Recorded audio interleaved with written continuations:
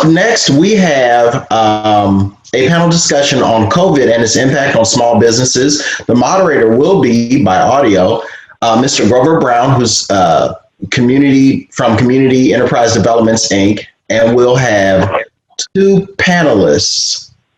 Mr. Stewart, who is here, who is the Deputy Commissioner of Revenue for the Alabama Department of Revenue, and Ms. Janelle Williams, Senior Advisor from Community and Economic Development, Federal Reserve Bank of Atlanta. Well, without further ado, Mr. Brown. Yes, thank you. Thank you very much. This morning, we're going to have a wonderful discussion today on the impact of COVID-19 and how it has impacted small businesses or businesses, period, and especially African-American owned businesses. Great panel that we have lined up today. We have panelists from great organizations who are basically seeing and documenting and directly involved in what is happening with COVID-19. COVID-19 has basically impacted businesses from decreasing in revenues, decreasing in sales. And many businesses have had to basically close their doors as a result. So this morning, as we get started, I would like for each panelist to just provide a brief introduction of who they are and what they do and the firms and organizations that they work with. And we'll begin this morning with Mrs. Curtis Stewart, who's the Deputy Commissioner of Revenue for the Alabama Department of Revenue. Mr. Stewart. Well, good morning. I did prepare a brief slideshow. I don't know if it's what you want me to do now, if you just want me to do a little introduction about who I am in the Department of Revenue. I think everyone knows who the Department of Revenue is. There's the old saying that there are two things that are certain, and they're death and taxes. And of course, taxes are the things that I deal with. So I can't see what you can see, so I hope you see my brief slideshow. So I'll take a few minutes and just go through it if that's appropriate now. So what I'm in a position to talk about is the tax effects. And of course, taxes affect everything you do, so they reflect what we do. And they reflect the amount of activity we do. So what is visible from COVID-19 is what we can see in the resulting taxes. Of course, we at the Department of Revenue are primarily accountants by profession. So we're used to numbers, and we look at a lot of numbers all the time. So we look back. And specifically, I thought of three areas that we might briefly cover. One is spending, how much money is being spent, how much traveling is occurring, and how much income people have. And those are all reflected in the taxes that we pay. So spending, we can look at sales taxes, use taxes, which is just another component of sales tax, simplified seller's use, which is a special tax I'll talk about, and the utility taxes. This graph shows prior year and this year month-to-month sales tax collections. What's interesting from this graph is that at the beginning of the year, sales were more than the prior year, starting October through February. Each month exceeded the corresponding month of the preceding year. Starting in March, the month started showing lower year-over-year comparisons to the prior year. A little in March, 7.5% or so in April, down 12.5% or so in May. But look at what happened in the summer. As we got into June, July, and August, collections actually increased back over last year's numbers. So what this tells us is that the amount of money people were spending did decline quite a bit in the spring, but it has come back quite a bit during the summer. The next showing is for simplified seller's use tax. This is the tax that's just collected on online sales. And what you can see every month of the fiscal year, from October through August, the first 10 months of this year, every month of fiscal 20 has exceeded the corresponding months of fiscal 19. That's for two reasons. Number one, we have because of a Supreme Court case about 3 years ago, we've been actively getting more people who sell online to start collecting and reporting the taxes to the state and the localities. Especially in the beginning of the year, you can see how we more than doubled collections from the previous year. But the second thing affecting that is the number of people just buying from home instead of buying in the stores. So you can sit at home on your computer, make your purchases. So that's why even during the months when people were spending less overall, they were still exceeding last year's sales taxes by the lowest increase was 52%. So a lot more money being spent online than was being spent online last year. Utility taxes, interesting. We looked at this because we were trying to see if people were burning more electricity and using more power at home. It's distorted though because businesses use the lion's share of utilities. So you do see the several months of decline starting at the month of May. 11% down, then 4%, 7%, and 6%. And we think that is largely due to businesses using less utilities. Lodgings tax and motor fuels tax give us an indication of how much people are traveling. Lodgings tax, clearly, fewer people are traveling. If you look at the graphs, you can see starting at about March, the lodgings tax for this year were less than the corresponding lodging taxes for last year. From October to February, we showed increases in every month except November, which was basically flat. So what you can see though, especially in April and May, down 55% almost and down 69% almost. A lot of people stopped traveling and spending money in hotels in April and May. June through August in the summer months, it has come back some, but still 12 to 18% less than the corresponding months of last year. Motor fuels taxes, of course, are the taxes on the gasoline and diesel fuel that you put in your vehicles. Those should be up about a third over last year because the tax was increased from 18 cents a gallon to 24 cents a year ago. And you saw that increase in the first few months of the year, 39, 38, 32%. But look, in April and May, fuel tax increases were less. In May, they were actually lower than last year. Same thing then. People had stopped driving. They were staying home in the spring. In the summer, they've come back some, but you're getting close to the 33 or so % increase we should have seen, but not quite. Motor fuels show the same thing as gasoline. Motor fuels is diesel fuel, so mainly used in trucks.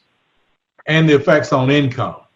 This just shows the amount of income tax withholding that employers have paid to us. And you should see basically 4 high months during the year. That's November, February, May, and August.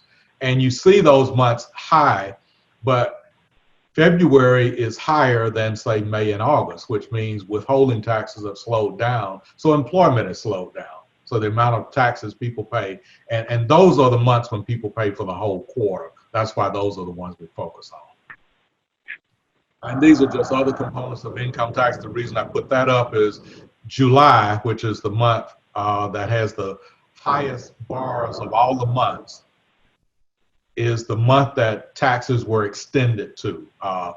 Everyone was allowed to wait from April to July to pay their income taxes for last year. And we were concerned that people wouldn't have the money to pay in July. But as it turns out, people did have the money. So for a couple of reasons, people still had the money to pay their taxes in July when they came to. And we'll talk about that in a little bit. Corporate income taxes show the same thing. The dark black bar, the highest bar on estimated payments and return payments, is still in the month of July. Now, employment, I must first of all give credit where it's due. I got these numbers from the Department of Labor statistics from their website. These are not Department of Revenue statistics, so I won't claim credit for them. But what you can see in this is number of people working every month, and we've got the months from January through September. In the early part of the year, we were between 2.1 and 2.2 million, but starting in the month of April, employment dropped below 1.9 million.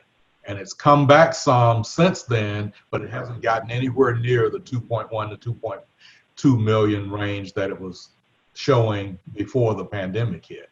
So employment is down, not as far down as it was in April. Unemployment is just the reverse of employment. So this is the number of people looking for work as reported by the Department of Labor in their statistics. In the 50, 75,000 range in those first months of the year, up to over 300,000 people in the month of April. And that's come down some, but it's still between 150 and 200,000. So unemployment is higher than it was at the beginning of the year, although not as bad as it was in the depths of the beginning of this COVID-19. And you can also see that in the unemployment rate, 2.7% seasonally adjusted at the beginning of the year, up to 14% in April. And it's come back down to 10 and 8%, but still more than or almost triple what it was at the very beginning of the year. This is the unemployment rate. Last thing I want to talk about at the beginning is businesses. There have been a lot of relief measures offered by the federal government as well as the state of Alabama to give businesses money, to get money in the hands of businesses. And we'll talk about how evenly that was spread. But and on the state side, the Small Business Grant Program, I'll focus on for just a minute. There's a website you can look at. It's on the state comptroller's website about all the money the state has tried to put in the hands of people just in the last several months. Here's just a snapshot of that report that was out there on September 12th.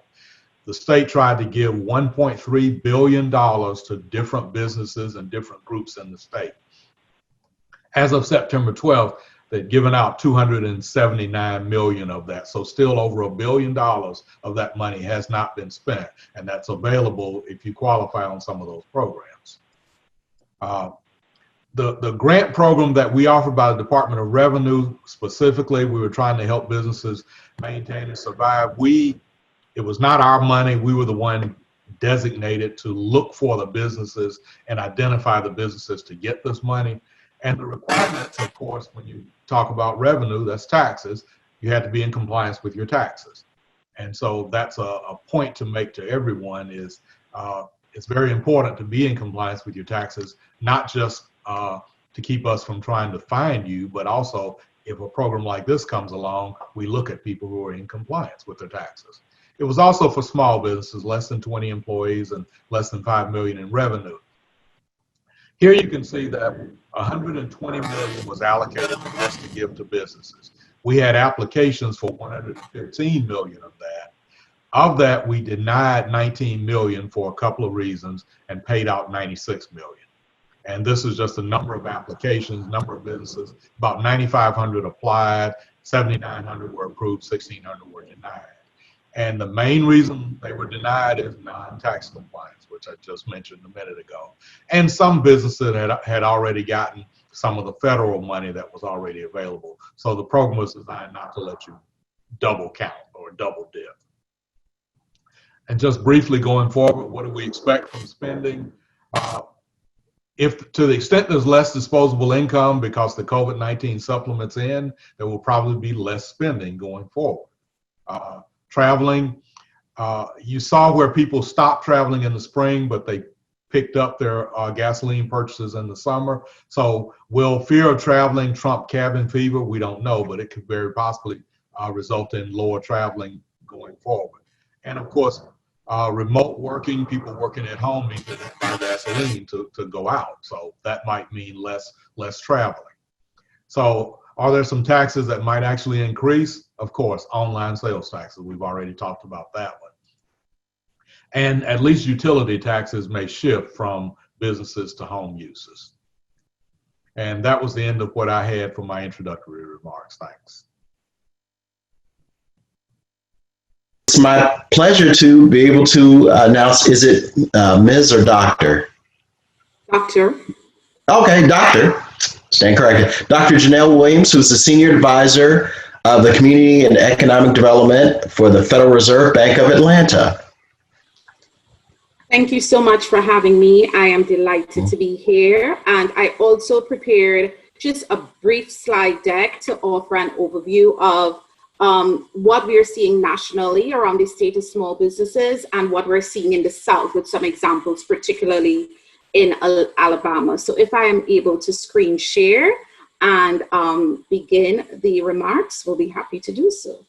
And so I just wanted to give a high-level overview of what we do at the Federal Reserve Bank and the role of community development.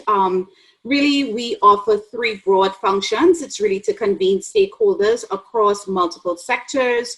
We focus on conducting and sharing research and really identify emerging issues we deem really pressing for the economy and our mandate around maximizing employment.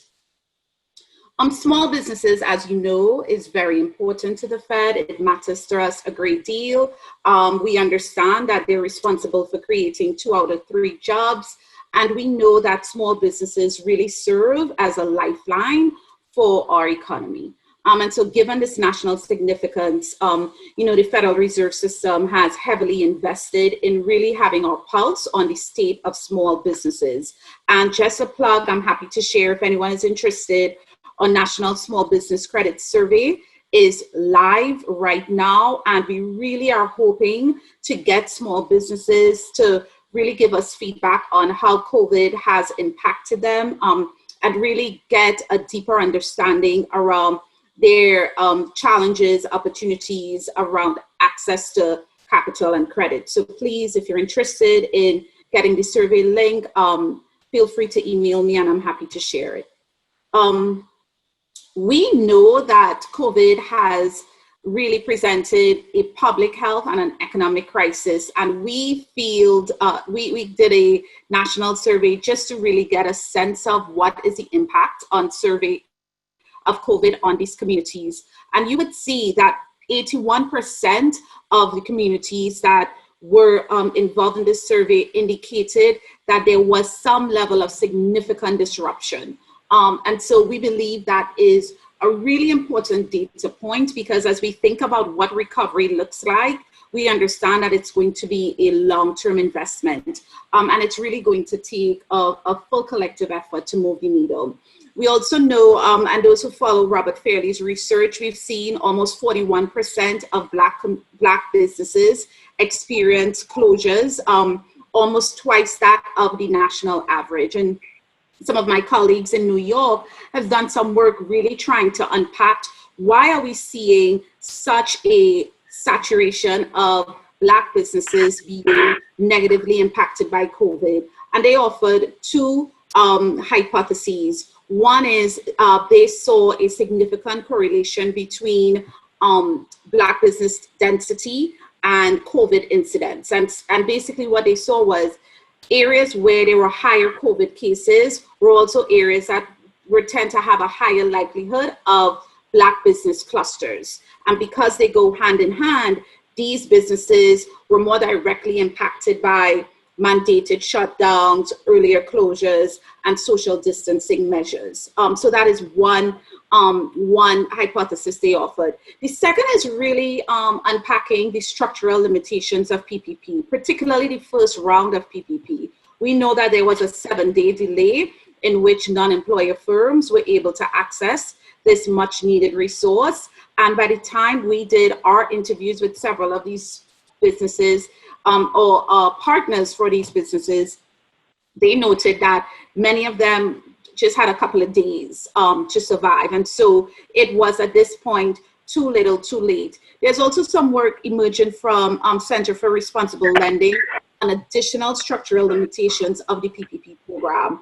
And we know SBA guidelines show that any individual involved in the criminal justice system, regardless if this person was arrested but not convicted, they are prohibited from really accessing these funds. And so there are several limitations around the original funding, particularly when these businesses didn't have existing banking relationships with the initially identified lenders to be able to broker these engagements. And we could delve in further into this as we continue. I wanted to just also offer some context around, I'm going to delve into and share a lot of data with you, but also make sure it's really important that the data doesn't always capture the stories behind the data. And so we spent significant time really trying to get feedback around from voices in the small business ecosystem, particularly in the South, and get lender voices as well. And really wanted to distill some themes that we heard. We heard that there are communities that are most vulnerable to this economic fallout. These are predominantly Black and Brown communities that have experienced persistent poverty. And so it's creating a disproportionate, not only public health, but economic impact. There's also some real infrastructure barriers as we think about the ability to not just access resources, but what it means to provide, have these communities have the necessary infrastructure for capital absorption. And there's some implications around what this means for the future economy. What does this mean for businesses that have had to close their doors? How do they rejoin the economic mainstream? And how does that shift? Around our lenders, we really heard segmentation of our borrowers by vulnerable sectors. I'm going to delve in a little more into hardest hit industries, because I think it's really important we have a conversation around how is COVID not only affecting Black businesses, but what types of Black businesses? And there's an industry story that needs to be weaved into this. And then recommendations around how do you change and improve underwriting practices. Just as a high level overview, so I represent the Federal Reserve Bank of Atlanta, and we really cover the states of Alabama, Florida, Georgia, parts of Louisiana, Mississippi, Tennessee. And so this is why I have all this information represented, but I think it's also important for you to see your surrounding states. So just overall, there are 1.69 million firms in the state of Alabama. What's important to note is that 48% of these firms are considered small businesses. So I wanted to spend some time delving into what I offered up as this type of hardest industry type of analysis, and I think it's important. And so we leaned on an analysis done by our Philly Fed colleagues to really identify industries that were considered hardest hit. And these industries fell into three criteria. Two actually. One is at least 40% of workers had close proximity to either their customers or fellow co-workers. And so if there is physical proximity by at least 40%, these industries were considered hardest hit because they are most vulnerable. They're more likely to be impacted. We also looked at a research note by Moody Analytics that looked at other industries that would be vulnerable to closure due to this economic fallout as well. And so when we went through these industries, and you'll see later on, these industries included accommodation and food services, retail trade, transportation, employment services. And you will see, I tried to break it down here and wanted to include your surrounding states, so you will see, but 29% of small businesses in the state of Alabama hit in these hardest hit industries, right? And those small businesses, 29% of small businesses in the state of Alabama that are in hardest hit industries, they are responsible for hiring 33% of Alabama's workforce, right? And so that's a really important data point to hold as we continue. And I promise I'm getting close to the finish line here. And so, of course, we're here to talk about the state of Black businesses, right? And but I wanted to give some context around what's happening in the South, what it means for hardest hit industries. And so wanted to share with you not only the representation of minority-owned businesses in Alabama, but also what industries are represented. And I think I have this breakout. I do have this breakout by state, but just so you could see it regionally, we have seen that minority-owned businesses are heavily represented in retail trade and accommodation and food services. Again, hardest hit industries. And when we look at this by state, we see for the state of Alabama, one of the other things we want to look at, and I was so glad the presenter before me spoke about federal resources, we started to really look at the investment loans, the investment flows, looking at these PPP loans, and we wanted to understand PPP loans in these harder hit industries, right? And so my blue bars shows me the share of PPP loans in hardest hit industries. And my green bars shows me the share of establishments in these hardest hit industries. And so for Alabama, we will see what you're really seeing here is that there is a gap between the number of PPP loans, the share of PPP loans that were given in the hardest hit industries. There's a 6% gap. So we know that there are businesses in these hardest hit industries that were not able to secure the PPP funds. And you're seeing Alabama as one of these states where this is more pronounced. And then the last thing I just wanted to end with is, as we continue to have this conversation around how COVID has impacted small businesses, it's also impacted the workers in these small businesses, right? And so while we know many of our Black-owned businesses are micro-enterprise and non-employer firms, we also know the workers are impacted in this. And when we looked at the representation of the workforce in these hardest hit industries, we saw that younger, less credentialed, and people of color, Black, brown, Asian employees are most likely to be impacted. Their employment is most vulnerable because they are represented in these hardest hit industries. So those are just my opening comments. Just wanted to provide some framing data and context nationally, regionally, and for your state for today's conversation. Thank you so much for inviting me, and I hope it was helpful. All right, thank you, Dr. Williams. But there are actually 3 questions that are in the question box, and all of the panelists should be able to see them. Would you like me to go ahead and read them to the panel? Yes, sir. Okay. The first question came from an anonymous attendee. The question is, there are billions still left on the table, like in Alabama, all across the country. Why is that when people are still in need? When we were approached with the Small Business Grant Program for the state of Alabama, the first issue was just an infrastructure issue. Having to roll out a program really quickly was very difficult for most of the state agencies because they hadn't done any programming, hadn't done any data gathering or anything. So it took us about a month to be able to get our program up and running, and we were one of the fastest ones in the state. So it's just that when you get hit with something new that there was no planning for because we didn't know it was going to happen, it does take a minute to get all the resources in place.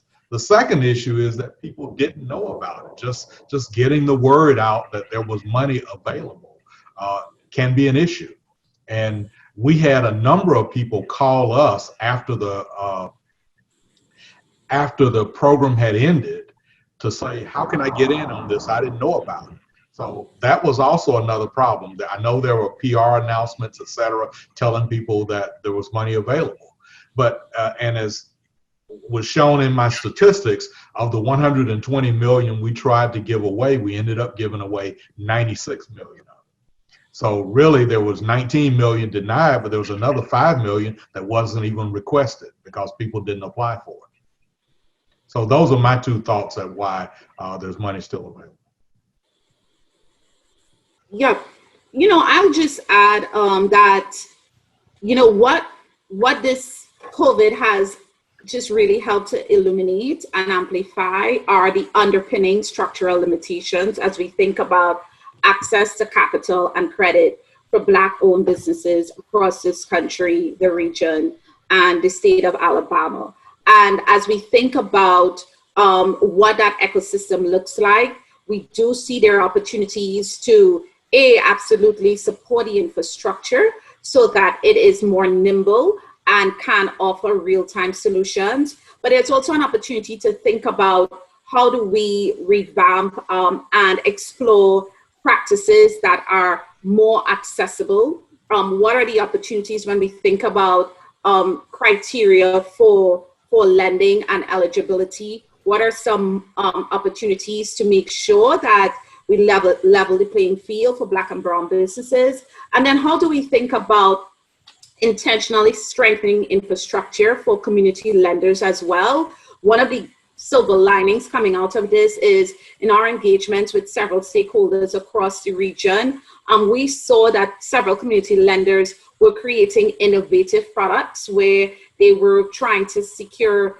0% interest loans, deferred payments. And so how do we extend that, right? What is the sustainability piece here so that Black and brown businesses that don't check the traditional check boxes, they are able to have an opportunity to really benefit from products that serve as credit enhancement tools while making sure they access capital. I also think as we think about, and I just want to put a plug into how do we consider the role of philanthropy and really leverage philanthropy as an equity play. Rightly so, many of the smaller businesses are debt averse, and by taking on additional debt, it actually does not help their business. It can compromise your business model. And so I think we are poised to have a more robust conversation around what does investment look like in small businesses, in Black-owned businesses, and what it looks like for these businesses that want to join the economic mainstream, and simultaneously what it looks like for businesses that can scale, businesses that are positioned to scale in high growth industries, and we think about some B2B exchanges. But certainly the structural limitations is one of the main reasons I think we've seen gaps in need and funding availability. Thank you. The next question that was asked, there actually was another question that came in. It asks, is there a deadline for the COVID-19 fund? If you're talking about the fund that the Department of Revenue administered, that fund is closed. That's why at the end there was $5 million that was never applied for. So yeah, it only ran for a 2-week period in July.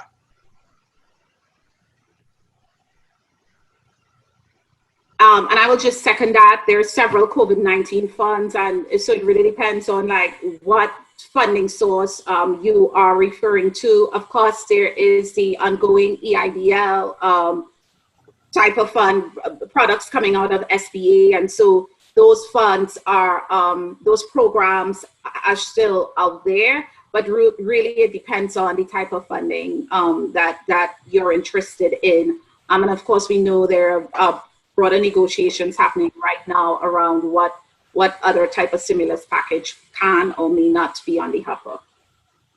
Okay. Thank you. The other question, the fourth question, I guess, sort of relates to the third, and perhaps you may or may not have a response for it. But an anonymous attendee asked, "Why was there such a short time given to apply for the funds?" Again, and don't feel obligated to because you may not have an answer. That may have been a rhetorical question.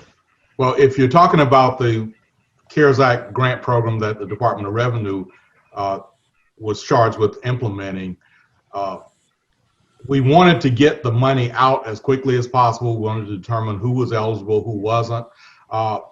There was some concern that we might get overwhelmed with applications. It turns out that concern was totally wrong. We didn't get enough applications, but because it was thought that we'd have so many applications we couldn't get through them, there was a limit put on the time, the 2 weeks or so. Maybe in retrospect, it should have been a little longer, but the administration that charged us with doing this set that time limit. Dr. Williams? Yeah, and again, I would say again, this is contingent on the particular funding program. Most of the conversations I've had and reviewed around these programs, though, it wasn't a timeline issue, so it's really interesting. Most of the contacts I've had have shared that their funds were exhausted, and so that's why the window was shortened. It wasn't because the application period was closed, it's because they actually saw a surge in demand and they exhausted their funds quicker. And we saw that with the first round of PPP, where the first round was exhausted within a few weeks. All right. And there's one last question for this group. The question came from Rodney Hicks. Good morning. Well, there's one more just popped up. But the question is, good morning. Do you know how the real estate industry was affected? So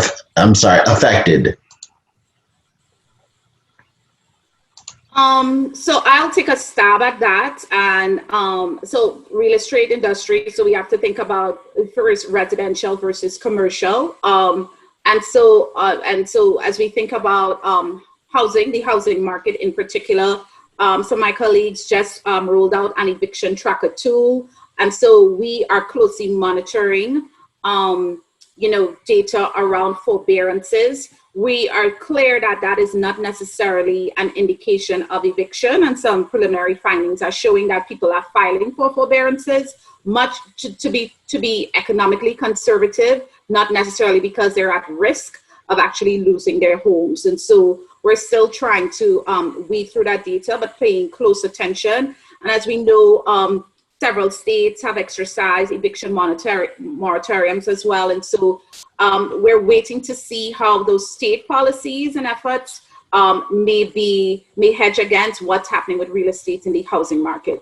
For commercial real estate, that is a bit more nuanced. We anticipate, as we think about, these small businesses and hardest hit industries, and we are trying to unpack how many might be home-based businesses or how many actually have assumed commercial leases. In our conversations with small business contacts across the Southeast, many have said that fixed costs, which would include their leasing agreements, were one of their top concerns. But given the criteria for PPP, where the dollars were designed to really support staffing, they were really trying to manage how to hold for their fixed costs and their leasing options. And so now is the window, because enough time has passed, to begin looking at the state of commercial leasing, because these are lagging indicators, right? And so we'll be able to have a more informed analysis around commercial leasing as we continue to collect data. Okay. Thank you. Thank you. We actually have two more questions, but I'll read them both because they appear to be fairly related, if not a little redundant. So the first question came from Gwen Harris, and the question was, so what happens with the funds that are left over since so many businesses are in need? And an anonymous attendee asks, will the funds not used go back to the federal government to be used later in the new COVID bill, or what will happen to the funds not used? Well, I'll take a shot at that. Funds that were not used in our program, which has been closed, are no longer available in that program. Now, the governor and the legislature may decide to use it in another program or whatever, but that's going to be up to them. I do understand that if funds that were given to the states, not just state of Alabama, but other states too, aren't expended by December 31st, they do go back to the federal government. Now, what the federal government does with them when they go back, I have no idea. But the state is actively trying to expend all of those funds by December 31st.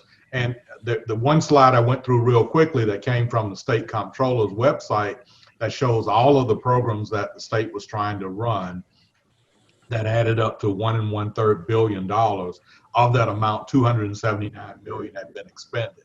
It would be to everyone's benefit to take a look and see if they qualify for some of those other programs, because some of the other programs are still running. It's just that the one the Department of Revenue administered, we tried to get out and expend the money as quickly as we could.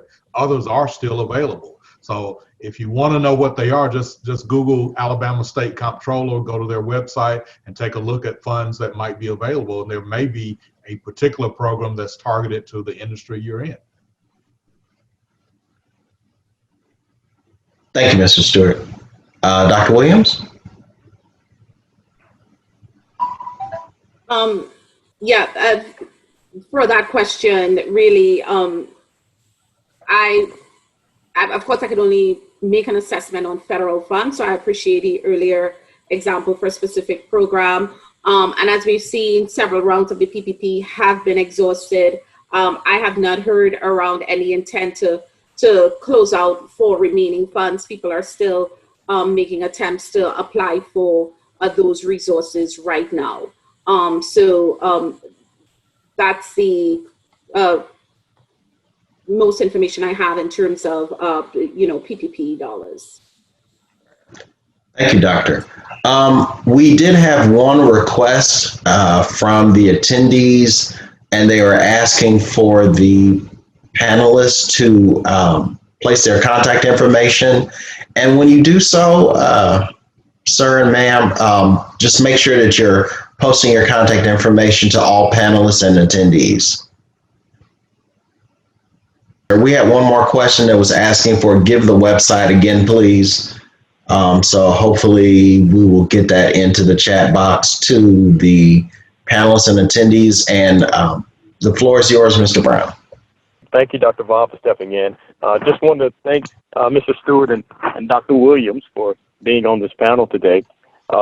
Seems like we've had an interesting discussion regarding COVID-19, seeing how it has impacted businesses in Alabama as well as throughout the region.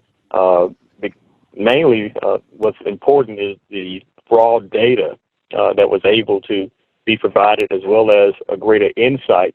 And we'll see that in the next panel, they'll be able to pick up and they'll talk about some strategies for small businesses to employ in order to transition and survive during COVID-19.